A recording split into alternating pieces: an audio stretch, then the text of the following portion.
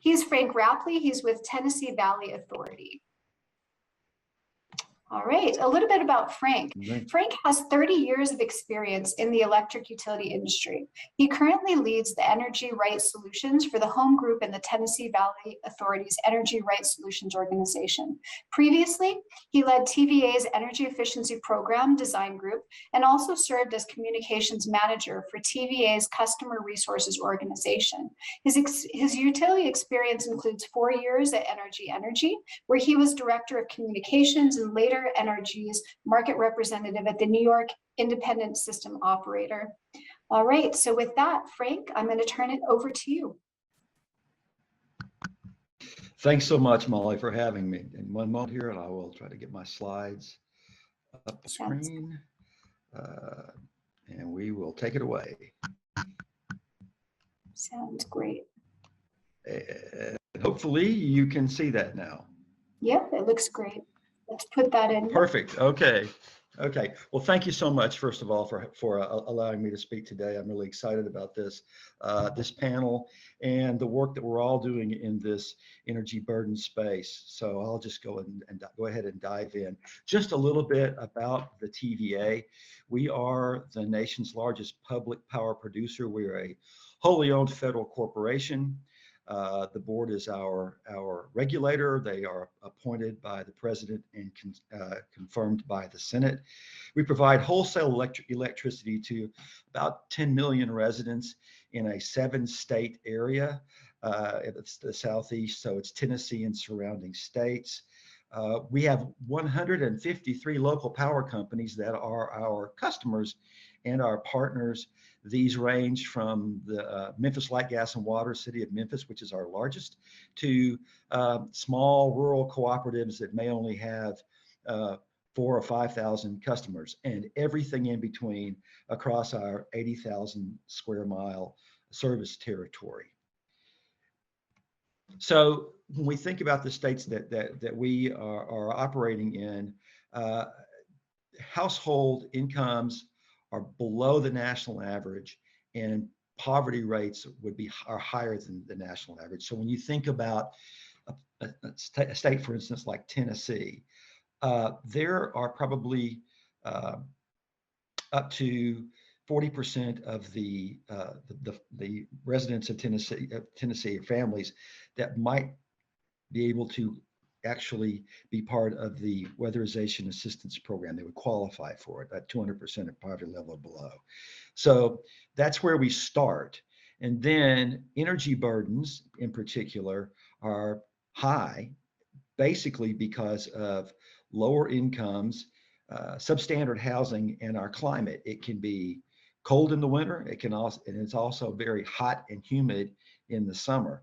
And even though the Tennessee Valley Authority and our local power companies have some of the lowest residential rates in the nation, many people in the Tennessee Valley still experience relatively high energy burdens. And the COVID-19 epidemic has only made this situation worse for those families because they've missed work or they've had serious issues. So it is a dire situation. And while we absolutely appreciate the energy assistance programs like LIHEAP and others, they're critical to kind of a near-term issue, but they don't actually solve the underlying problem, which is the fact that these houses need significant weatherization improvements in order to lower energy bills and thus energy burden. So about 2016, we began to work on our approach to low-income weatherization. And this is the vision that we ultimately came to try to create a sustainable and an equitable low-income energy efficiency and education program deployed across the Tennessee Valley, and do that in partnership with local power companies, potentially healthcare partners. We haven't cracked that just yet. We'll be talking about that. Community-based organizations, state energy offices, 501c3s, and any partners that we can bring into this mix to reduce energy burdens for these residents. And we call that program Home Uplift. It is a partnership-driven funding model for the program. So we will seek out funds from our local power companies, from charities, from entities like the Federal Home Loan Bank, as I said, state and local government, foundations, and all of that goes through a third-party provider that we have, a CDFI, Community Development Financial Institution, that runs the Home Uplift Fund. TVA matches that funding. So every year we put out a schedule for all the local power companies of dollars that are available. And then when those local power companies come into the program and we get the matching funds, then TVA matches those dollars. And then we also implement the program. So we are doing the initial participant screening. We're doing the energy audits. We are setting the work scopes, and then we are doing all the QA inspections and homeowner education on those as well. So it's modeled very closely off of the Federal Weatherization Assistance Program with some distinctions. So these are the same kinds of systems that you would see done in the federal program, but we have more flexibility in how we apply the dollars. We're not trying to shoot for some savings to investment ratio. So we do quite a bit more HVAC replacement, for instance, than you might see in the federal program. But these other pieces are certainly things that the federal program addresses, and we do the same, and we follow the same approach and income requirements for our program. So in FY21, which our fiscal year runs from October 1st through September 30th, so fiscal year 2021 just ended, we were able to do 768 homes across the Tennessee Valley. Really, we did that in about 6 months, the latter part of the fiscal year, due to COVID-19. So we were out of the field completely early on in the pandemic, got back into the field around March of 2020, and we're able to complete those homes during, or I guess March of 2021 rather, and we're able to complete those homes. We have approximately 3,400 kWh savings for each one of the homes, or on average. We do not track gas savings, but we know there's a significant amount of that as well. The program is not an all-electric program, so we work on homes that do have gas heat. We have 37 of our local power companies participating. We received $8.8 million in third-party contributions, matching $5.6 million of TVA funding. Some of that funding is rolling over into FY22. Our average cost per home is about $8,300. So one of the things that we are trying to do through this effort is to quantify the non-energy impacts, particularly as they relate to health impacts. We're working with a firm called 3 Cubed, which has a great deal of experience in this area. They're Knoxville based. They've done work in the Northeast very similar to this. And we've been working with them for several years now, actually, to quantify these non-energy impacts. We're particularly interested in things like asthma and COPD, thermal stress, trade-offs in paying energy bills, quality of life issues. We really want to understand what kind of impact the program has on these particular measures. So the research areas for this were our original 5 pilot at local power companies, which were Chattanooga, Knoxville, Memphis, Nashville, and Huntsville, Alabama. We had also 2 cohorts in rural areas, one in Western Kentucky and one in Northeastern Mississippi. And our goal was to analyze these basic NEIs, health, wellness, affordability, et cetera. We did this over a couple of years. So we would do the initial evaluation prior to the work being done, and then come back a year later to do the survey to find out what had changed. So in doing this, we had about 700 participants pre-weatherization, post, a little bit of it dropped off to about 572. We had a control group, 300 pre and 222 post. The treatment group family size was slightly smaller than the control group, but by and large, we had pretty robust participation in this particular venture.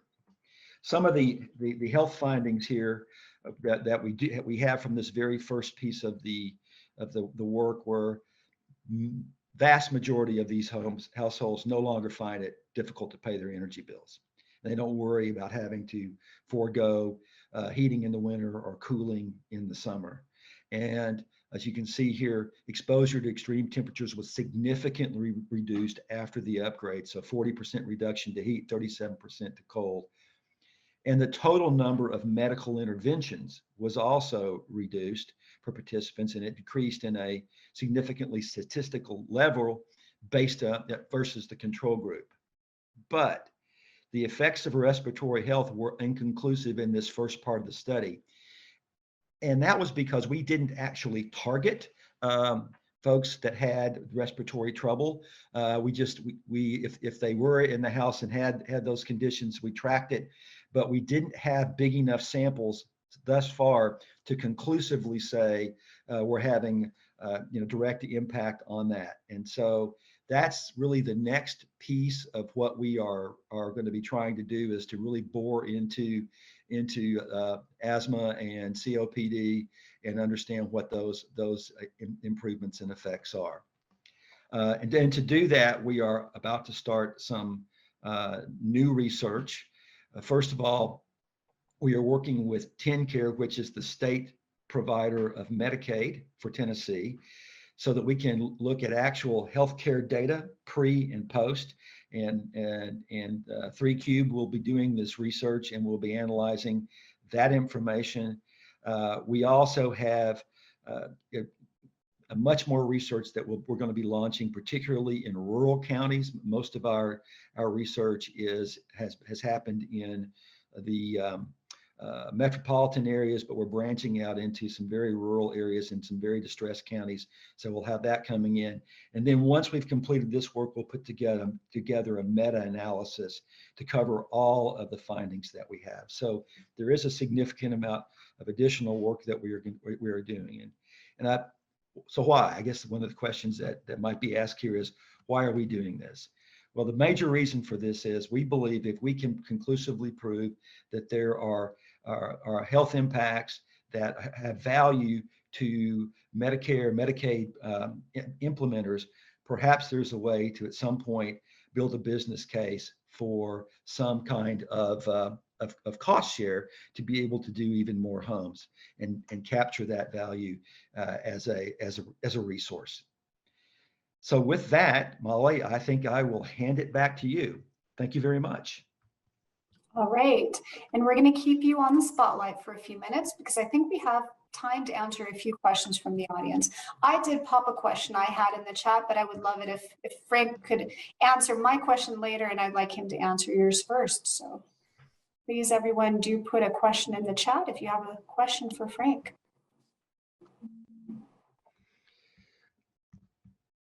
Okay, we have one here that it says, Frank, curious what the directional findings were on respiratory illness, even if not statistically significant. Directionally, they're in the right direction. Yeah, directionally there is improvement. We just don't have enough of a sample size to feel conclusive about that. So more work will have to be done. Fantastic. And that was my question. So thank you for answering. Yes. Yeah. All right. We've got a couple others here. I see. Do you work only on owner-occupied homes or rentals too? That's a great question. We started with owner-occupied, but the local power company has the option to do up to 50% rental. They are single-family homes. We're not. We've done some work in with housing authorities in like townhouse situations, that kind of thing, but we haven't done anything like a high-rise multifamily or anything like that yet. We're really looking at how to approach that. because it's just a different animal. We've got a pilot going in Memphis working with about 6 properties like that would be serving seniors and low-income families, and they're all rental, and they're all kind of different, high-rise, mid-rise, those kinds of things. Fantastic. And then I Okay. see from another, I think you can see the chat there. Yeah, to Question clarify, you're about- attempting to leverage healthcare dollars from the state by showing health improvements in occupants. Yes, that is where we're really looking at the managed care organizations that administer directly Medicare and Medicaid to see if there's a way to create improvements that lead to cost savings that can be split somehow. Are you targeting households based on past payment issues or other criteria? In some cases, we've heat mapped homes in particular areas, and we see where we have significantly higher energy burdens and lower incomes, and we will target those areas, yes. All right, fantastic. That was a great question to close on from Karen. Why don't we go ahead and move to our next speaker? Frank, thank you so much. Thank you. All right, so our next speaker is Todd Rogers with Energy Training Solutions. For over 20 years, Todd Rogers has been designing innovative energy education and behavior-based energy management programs. He is the founder and president of Energy Training Solutions. His work includes development of Kilowatt, a behavioral energy management program for K-12 schools, as well as behavioral and training programs at over 30 public housing authorities nationwide. In 2020, he launched the Sustainable Action Matters podcast, where you meet the people who are impacting sustainability behaviors on scales that matter. Guests share the most effective actions for creating a greener future and how behavioral science is applied to scale them up. He also wants us to know, which is great, that he is a musician who plays violin and viola and has a special interest in free improvisation and blues. With that, I'm going to open up a poll question that we will take. And this question, okay, great, is showing on the screen. While we're queuing up for our next speaker, this is kind of relevant to many of our speakers today. So take a minute to read. This is a question on non-energy impacts. And some of you may know how they are quantified in your state, some of you may not, and you may be curious to go find that out after this presentation. All right. So how are non-energy impacts quantified in your state? All right, we're seeing a close race here between a couple. Unfortunately, right, a lot of us falling in the bottom here where NEIs are not considered in cost effectiveness testing, for better or for worse. Definitely some where they're considered but not directly included in the cost effectiveness testing, and then the minority actually capture these impacts that Frank was just talking about. So some use a narrow set of NEIs that are included in cost effectiveness testing, others have a generalized adder. That is another common approach. And then a few are weighing in saying that there is direct quantification in their state, which is great. All right, we'll allow those to keep coming in. We'll collect that data so we can share that later. But without further ado, let's turn things over to our next speaker. All right, great, thank you. And I will mention that it looks like this entire group of presenters could be a band. So you can, if you're in a breakout room later, you can find out more about the musical abilities here. So yes, I'm with Energy Training Solutions, and I am going to talk about how we have been attempting to diversify over the past couple of years. And it is part of our larger mission here. It's always been a piece of the pie, and now that we are, we're a small organization, and we're doing a lot of work with New York City Housing Authority right now. And that is, for a small organization, as you can imagine, would make up a sizable chunk of our work, and it's giving us the opportunity, unprecedented opportunity, to explore this area. And there are challenges inherent in this, and we'll talk about some of the lessons learned. Early on, a partnership was established with the HOPE program. And this is one of the leading workforce development agencies in New York City. They have a strong base in Brooklyn and also in the Bronx. And they're well respected, very very effective at not only training but placing their graduates and in positions that seem to where they sustain, where they stay. And you can see the mission that they're under, that they're operating under right here. So yeah, we're looking at this. There are a lot of populations, communities of color in particular, that have high barriers to employment in New York City. And what a particular interest of mine has been not just hiring people and getting them into this field, but how can we advance people and move them on to more career track positions within this industry, which is, you know, overwhelmingly white.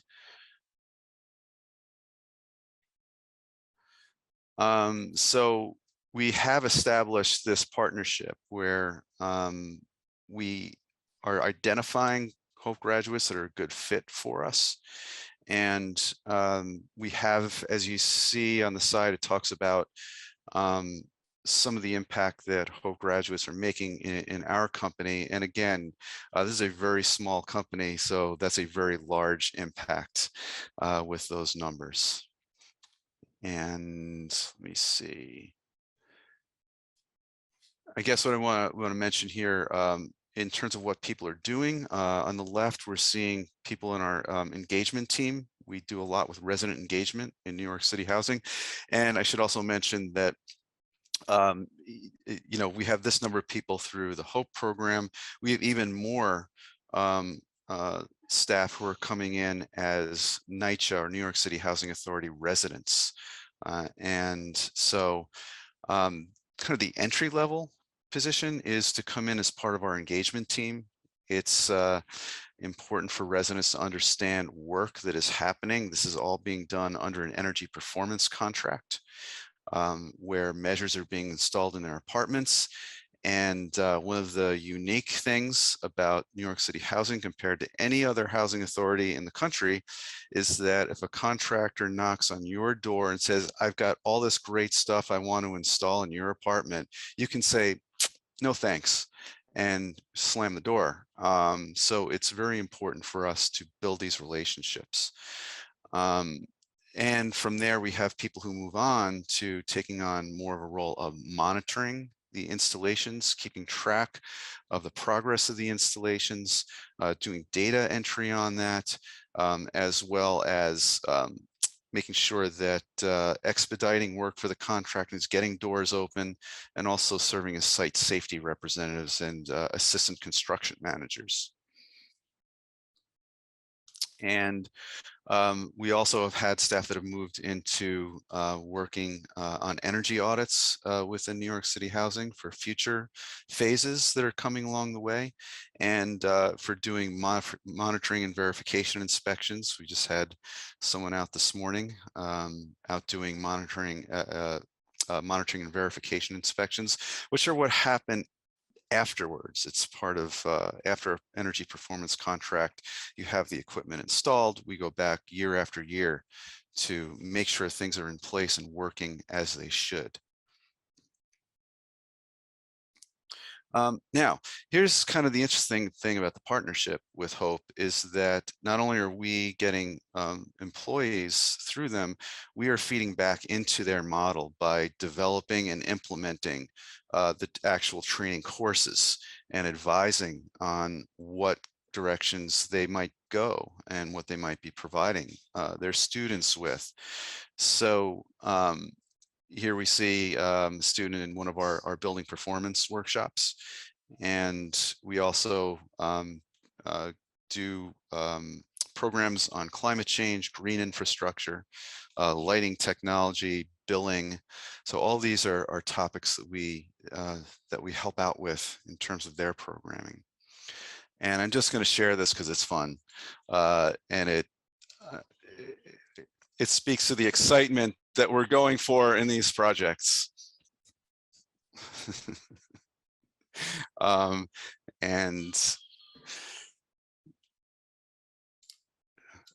And yeah, it's the sort of thing that keeps us going and keeping us engaged.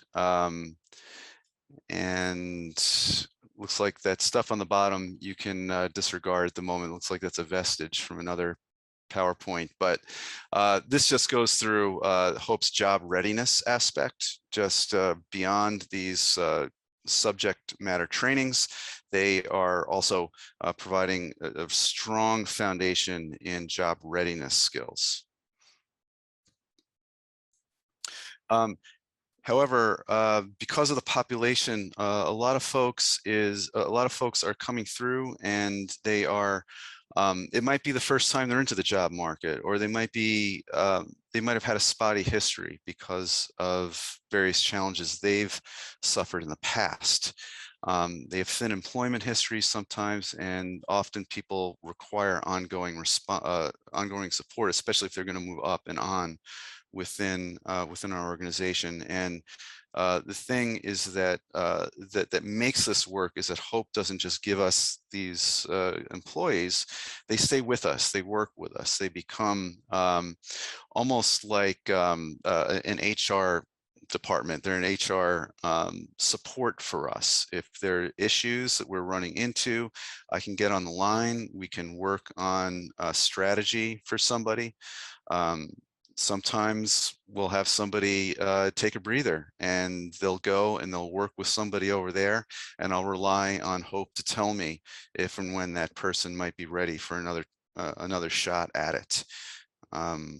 And it's a balancing act. We try to, because of the nature of this, we have to be flexible, and yet we also have, just like any other employer, a need to set clear boundaries. And there are people we do have to let go as part of this, because we have to maintain the integrity of our crews. So we did get recognition from the Hope program. Works with many employers. In 2019, here we see a couple of our Hope graduates who went and received this award for us. So we're definitely proud of that that accomplishment and recognition. You know, and this is the thing. I'll say that I am not near satisfied at this point with how we are doing. There's a lot of room that we have to improve on. You know, as I mentioned, we're a small organization. It can be tough to get the chin over the lip to see the broader picture and take on some of these things, and when you're dealing with so many things that are popping up day to day.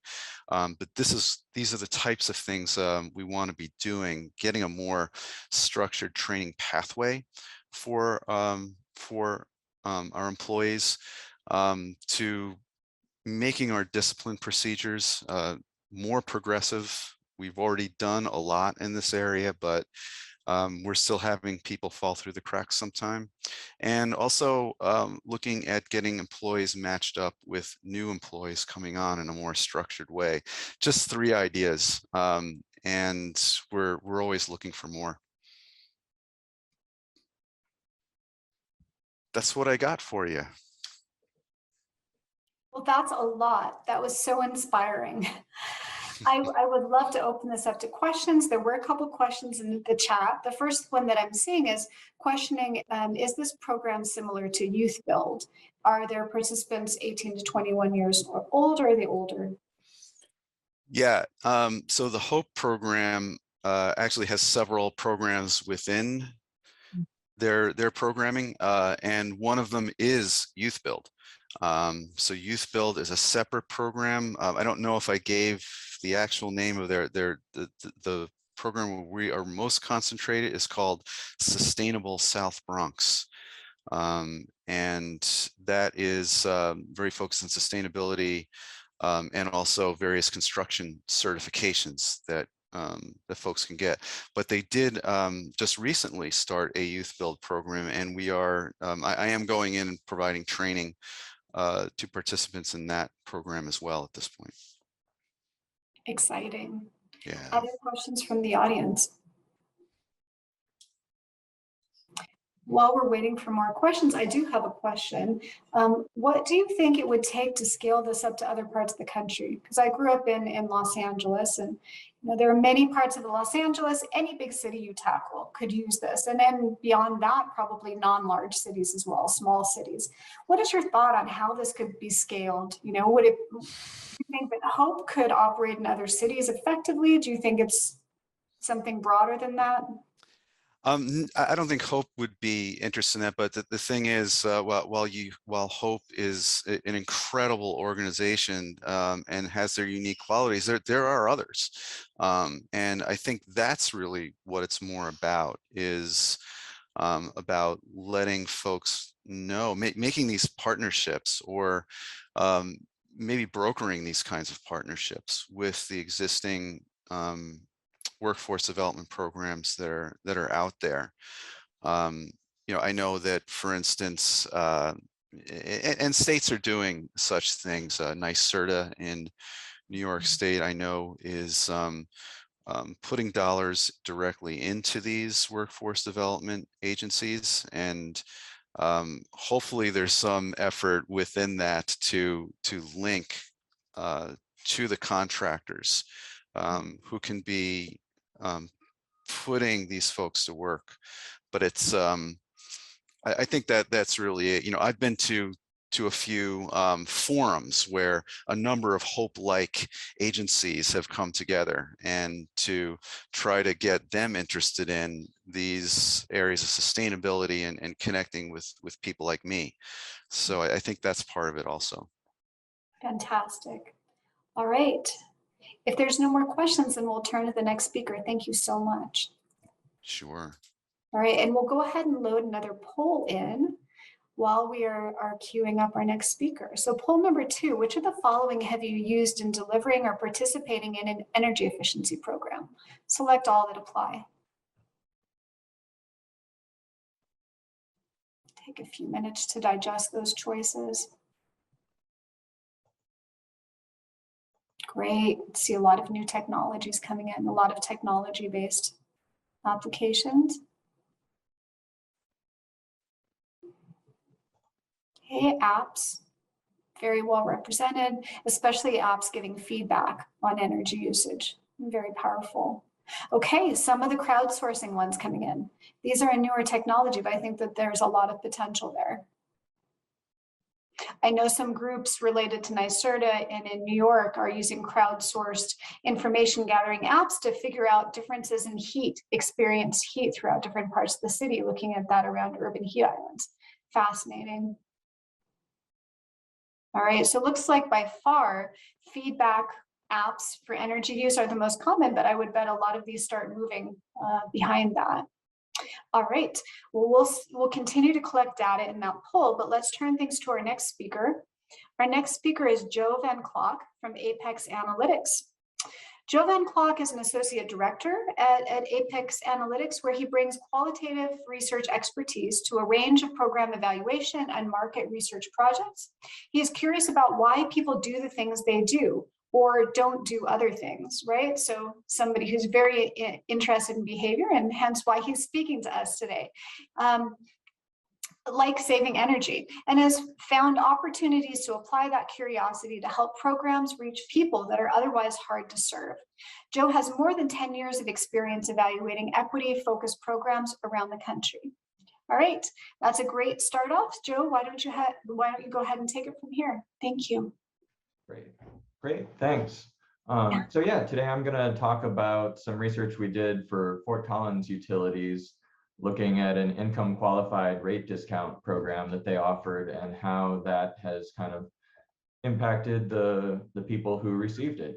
And so I guess I do want to quickly acknowledge my co-author, Brian Thal, here from Fort Collins, too, before I jump in. But then, yeah, so jumping in with some background on the program. So in October of 2018, Fort Collins Utilities transitioned their residential customers to time of day rates. So if people aren't familiar with what that means, they're charging higher rates per kilowatt hour during peak times, the lower rates when energy demand is lower.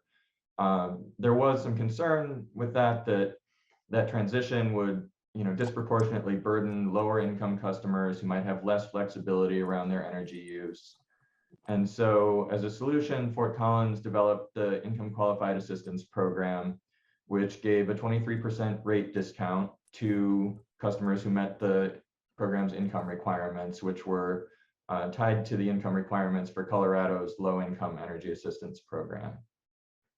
And so then they implemented that program and then came to us with a few questions about it.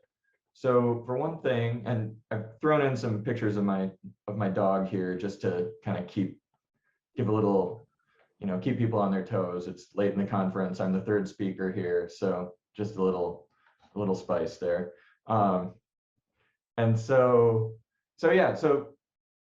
implementing this program gave Fort Collins a list of people that have traditionally been hard for their programs to reach, and that they could then do outreach to encourage to participate in programs, encourage to save energy. They were sending a monthly newsletter with energy and water saving tips, and occasionally contacting people directly about energy efficiency program opportunities.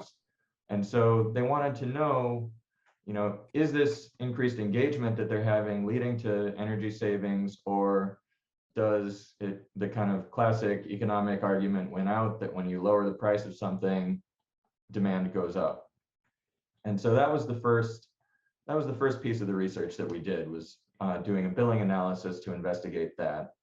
And it turns out that the economic argument wins in this round. So on average, after the program started, IQAP participants' annual electric loads increased by about 5% relative to their pre-program energy usage. That was an analysis that we had 538 homes involved there. And had a comparison group based on that. And so okay, people are using more energy. Then the question is, what's leading to that increased energy use? And if we're not necessarily seeing energy savings, what other benefits are coming out of this rate discount? And so to investigate that, we did a survey of participating households receiving the discount. It was a web survey with mail and email invitations, both. We ended up with 175 complete responses. And so diving into the benefits, the primary benefit we saw across all the customers is greater bill security. People are more secure in their ability to pay their bill.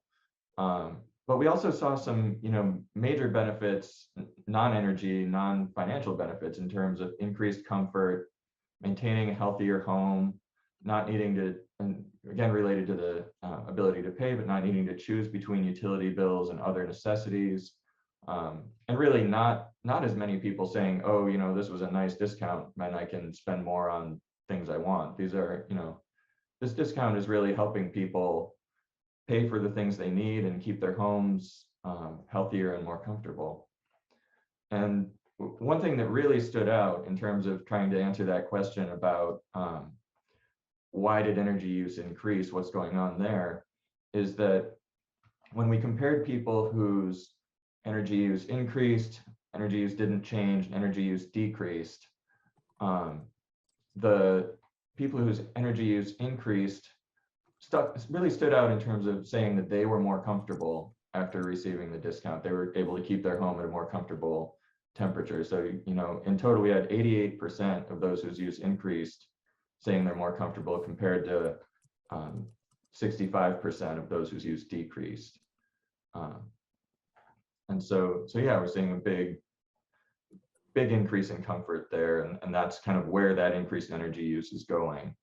And then, the dog comes back and we have the question about, did the increase in program engagement, so, Fort Collins is reaching out to people, is that offsetting increases in energy use? And why isn't it doing more to offset these increases in energy use? And so digging into that, we have kind of some somewhat counterintuitive survey responses, in the sense that, we're looking at people whose energy use increased on average, and we're finding that really they are energy conscious. They're putting a lot of effort into saving energy and water, and really across groups, whether they increased use, didn't change, or decreased. We're seeing 2/3 to 3/4 saying they put a lot of effort into saving energy and water in their homes. And people saying that they're putting more effort in now as well than they were putting in before. So, and that was even more prevalent among people whose use increased. So 72% of the people whose use increased said they were putting more effort into saving energy now than they were before. And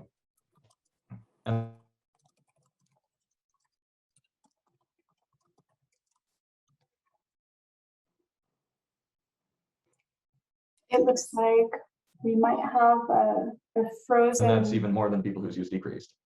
Joe, we lost you And for so looking about at the 5 kinds of, seconds. uh-oh, It's okay, we Okay. lost you for about 5 seconds. You might just repeat a little bit. no, those 5 seconds weren't very important. So, so anyway, what I was saying is that, these are the kinds of things that people started doing, the sense that, or that people were doing to save energy in their homes, that Fort Collins was recommending that they do. You can see that a lot of people were doing a lot of these things. Even that's the blue bars, the things that people were already doing before the discount, which we see a lot of people were already doing a lot of these things, which is consistent with what they were telling us about, that they're working hard in their homes. They're already doing a lot to save energy and trying hard.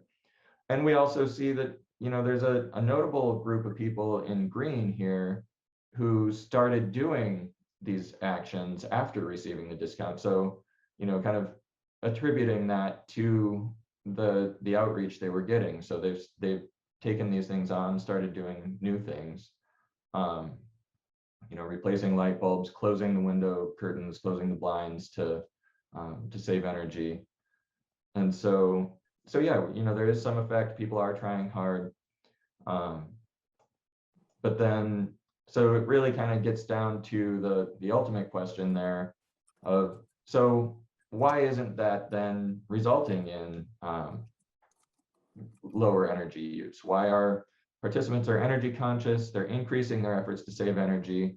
So why isn't their energy use decreasing?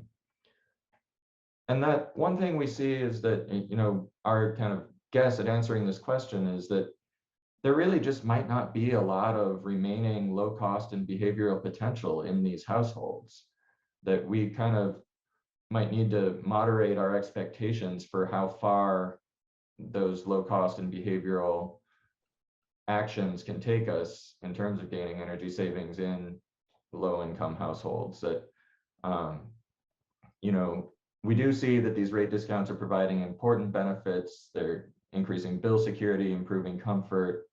And yeah, like I said, there just may not be a lot of opportunity left for low cost and behavior change. We might need to be looking for more, equipment-based solutions and, building upgrade-based solutions if we really want to achieve significant energy savings in these homes.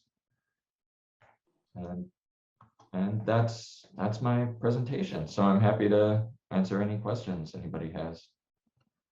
All right, fantastic. That was very inspiring, very interesting. I think it's best when we've got some counterintuitive results. So we have the question in the chat, how were these things assessed? Was a differences model used? Can you speak a little bit more to the regression methodology that you used? Yeah, to some extent. I wasn't the one that wasn't my piece of the research. I was more involved on the survey side. So I can go back to the notes I have on how we did that. But yeah, Yeah, so it was we had a matched comparison group using a ranked comparison based on pre-installation period consumption. And then, yeah, and I believe it was a difference of differences approach. Great. Okay. Other questions from the audience? I see a lot of agreement. I see a lot of positive responses, not too many questions in the chat. Give people just a minute more. I guess I have one question while people are queuing up with questions, and that is, are we maybe asking the wrong question, right? When our main question that we frame our research around is how do we get people to save more energy in low-income households? It seems like maybe that's not even the right question. Maybe the right question to ask is how can these programs help with equity, right? Mm-hmm. Is that kind of a takeaway here? Yeah, I think so. I think definitely, this program seems to have a lot of benefit for a lot of people, and yeah, equity is definitely one of them. That if you go in with just an energy savings perspective, you're going to miss a lot of things, a lot of those benefits. All right, fantastic. Well, really nice presentations. Thank you guys so much. We do have time for breakout rooms. So I think what we're going to be doing at this point is first, we're going to put in our final poll question, which I would encourage you guys to answer. We're collecting data from these, and we're going to be presenting these at the end of the conference. So you can kind of see the information that was collected about state of current affairs on each of these topics. So really quickly, a quick question in the chat about time of use rates. And there should be one option where you're scratching their head and you really don't know. I think we didn't give the option for don't know. Some people may not be aware about time of use rates. So which of the following describe the current state of time of use rates for your electric power provider on the residential side? And we see relatively new is winning the horse race here, which is not surprising. Nobody so far where time of use rates are mandatory on the residential side. Plenty where they still don't exist at all. All right, this is about what I would expect. Thank you guys so much.